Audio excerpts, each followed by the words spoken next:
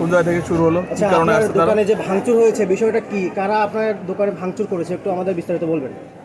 দোকানে ভাঙচুর করছে এখানে বিএনপির ছেলেপেলেরা, আর ইমন কি পাইলট সন্ত্রাস নাম করা বিখ্যাত চাঁদাবাজ বিশিষ্ট বিখ্যাত সন্ত্রাস ইমনের পোলাপান সবাই বড় ভাই বলে এরা এসে আমার দোকান ভাঙচুর করছে। ইমন কি বিএনপির বা ছাত্র দলের? হ্যাঁ, এরা বিএনপি সমর্থক চাঁদাবাজ। এরা যে দল আসে তাদের সাথে মিশে, এতদিন আওয়ামী লীগ ছিল, এখন বিএনপির সাথে মিশে।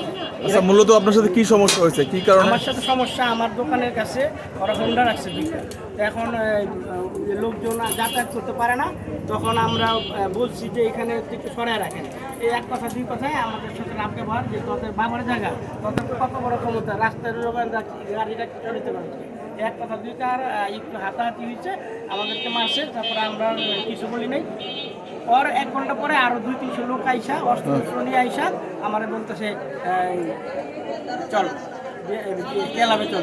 তখন বিএনপির ক্লাবে আমার নিয়ে আসছে, তখন বিএনপির ক্লাবে নিয়ে আমার সাথে বহুত খারাপ ব্যবহার করেছে।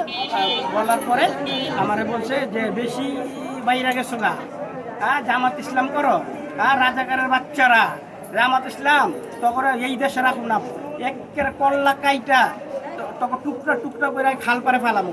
ওই বিএনপি ক্লাবের সামনে একটা খাল আছে, আমরা ভয় দেখাচ্ছি, সেখানে খাল পারে আমার ফালাই দিব যাবো কিনা।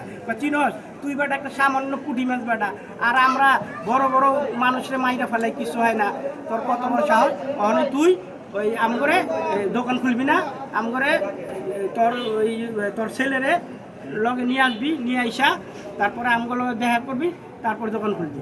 তারপরে আমি আর কালকে দোকান খুলি নাই ভয়ে।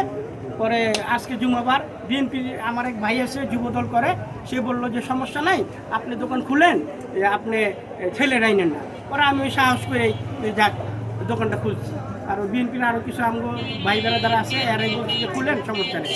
এখন খোলার পরে ওর পরে 1-2 ঘন্টা পরে আবার পোলাপান আইসা ফিরে দোকান খুললিকে এই এসে ভাঙচুর করে, মনে করেন আমার বাড়ি দিয়ে গেছে, ভাঙচুর করছে।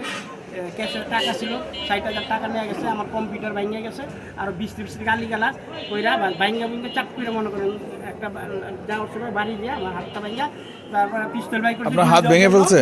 জি, পিস্তল বাই করছে গুলি করার জন্য। তখন আরেকজন মানে ওদের লোকেরাই কয় না তো আমাদের বড় ভাই কিছু কইস না, পরে আর গুলি করে না, আমার বাড়ি দিয়ে চলে গেছে। আপনাকে গুলি করার জন্য প্রস্তুতি নিয়েছিল? জি। আচ্ছা, কে নিয়েছিল, এর নাম বলতে পারবেন? এটার নাম ওই যে জামাল আর কি মিলন না কি নাম। এরা কতজন আসছিল আপনার হামলা করতে? এরা আসলো প্রায় 10-12 জনের মতো হইল, 4-5টা হোন্ডা নিয়ে আইসে। আর আমি তো অতটা খেয়াল করিনি, বুঝে উঠতে পারি না, আমি দোকানে বসা আইসে, মনে করেন দোকান ভাঙচুর করতেছে, বাদ দিয়ে আমার সেকেন্ডারি ভিতরেই চলে গেছে।